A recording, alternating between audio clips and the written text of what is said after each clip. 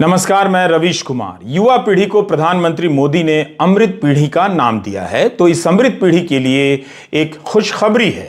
अमृत पीढ़ी के 30 लाख नौजवान 2017 से 22 के बीच भारत छोड़ गए, दुनिया के अलग अलग देशों में अच्छी पढ़ाई की तलाश में। 2022 में अमृत पीढ़ी के 7.5 लाख नौजवान भारत से चले गए ताकि अच्छी यूनिवर्सिटी का अमृत पान कर सकें।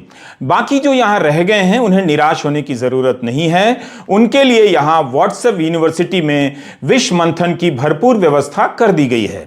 हम साफ करना चाहते हैं कि अगर आपको भी कभी मौका मिले तो जरूर विदेशों में जाइए।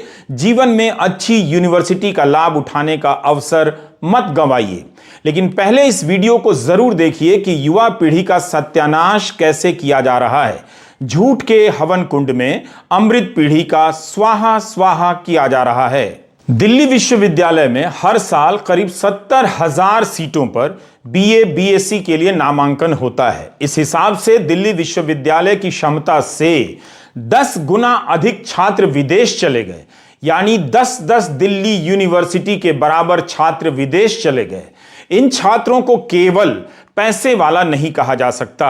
यह धारणा सही नहीं है कि पैसे के दम पर जा रहे हैं, क्योंकि विदेशी संस्थानों में एडमिशन इतनी आसानी से नहीं मिलता है। वहां भी सख्त प्रतियोगिता है। जरूर कुछ लोग पैसे के दम पर चले जाते हैं, मगर बाहर जाने वाले छात्र पूर्ण या आंशिक छात्रवृत्ति के सहारे भी जा रहे हैं। जिनके भी माता पिता को यह बात समझ में आ गई है कि भारत की यूनिवर्सिटी बर्बाद हो चुकी है, वे अपने बच्चों को किसी भी तरह से यहां से निकालकर बाहर भेज रहे हैं। लोन लेना पड़ रहा है तो लोन ले रहे हैं, खेत बेचना पड़ रहा है तो खेत बेच दे रहे हैं। आपको ऐसी खबरें नेट पर मिल जाएंगी। वैसे आपको पता ही होगा कि पिछले साल दिल्ली विश्वविद्यालय का सत्र लेट शुरू हुआ है। यह आपने हार्वर्ड या ऑक्सफोर्ड में नहीं सुना होगा कि सेशन ही लेट हो गया, किसी को फर्क नहीं पड़ा। क्या यह सामान्य सी बात है कि दिल्ली विश्वविद्यालय में प्रथम वर्ष में पढ़ने वाले छात्रों की संख्या से 10 गुना अधिक छात्र एक साल के भीतर भारत से विदेश चले गए? शिक्षा को लेकर इतना बड़ा पलायन हो रहा है। यही राजनीतिक दल जब चुनावों में आपके गांवों और कस्बों में जाएंगे तो बोगस बातें करेंगे कि पलायन रोक देंगे, उद्योग आ जाएंगे जब हम सरकार में आएंगे। लेकिन शिक्षा के कारण भारत के भीतर और भीतर से बाहर जो लगातार पलायन हो रहा है उस पर बात नहीं करेंगे। हम आपको यह भी बताना चाहते हैं कि जब भी देश के भीतर या बाहर अच्छी यूनिवर्सिटी का मौका मिले, मत गंवाइए। मगर अच्छी यूनिवर्सिटी आपको या सभी को मिले, इस मुद्दे को राजनीति से बाहर भी मत निकालिए। कितनी खुशी की बात है कि आपको पढ़ने के लिए मिलती है 3rd क्लास यूनिवर्सिटी और आप कहलाते हैं अमृत पीढ़ी। तभी मैं कहता हूं कि इस देश की जवानी की कोई कहानी नहीं है, ना हो सकती है। उम्मीद है आप अमृत पीढ़ी कहलाने पर पार्टी कर रहे होंगे। अगर भारत की किसी यूनिवर्सिटी पर रिसर्च करना चाहते हैं कि कैसे एक यूनिवर्सिटी में छात्रों को बुलाकर बर्बाद किया जा सकता है, तो आप बिहार की मगध यूनिवर्सिटी पर रिसर्च कीजिए। 2 जनवरी 2023 को छपी प्रभात खबर की यह रिपोर्ट आप देख सकते हैं। यह दुनिया की पहली यूनिवर्सिटी होगी जहां 2018 में बीए में एडमिशन लेने वाले छात्र को 5 साल बाद भी डिग्री नहीं मिली है।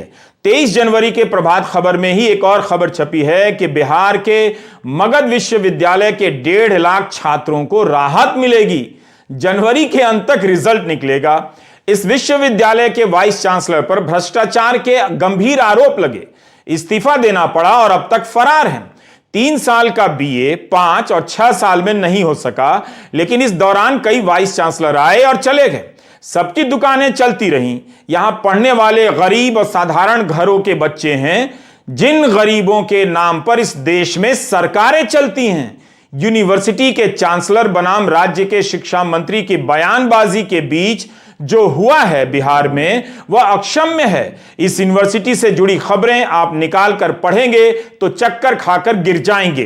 गनीमत है कि भारत के युवाओं की राजनीतिक समझ धर्म और जाति की राजनीति के कारण बर्बाद हो गई है, वरना उन्हें इस बात से बहुत तकलीफ हो सकती थी। इस तल्ख अंदाज में यह बात ना कही जाए। आप ही बताइए किस तरह से कही जाए। जिस देश में हर साल 7 लाख छात्र विदेश पढ़ने जाते हों और उससे कई गुना ज्यादा लाखों छात्र कॉलेज में एडमिशन कराने के बाद बर्बाद कर दिए जाते हैं, उस देश में यह बात किस अंदाज में कही जाए। हमने केवल मगध यूनिवर्सिटी का उदाहरण दिया, न जाने कितनी ऐसी यूनिवर्सिटी देश भर में पसरी होंगी।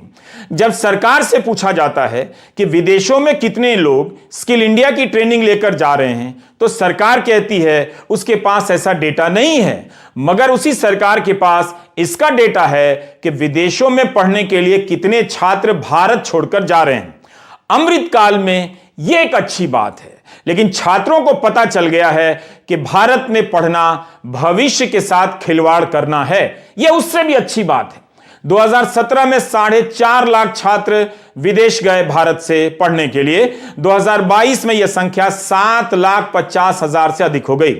जब बजट भाषण में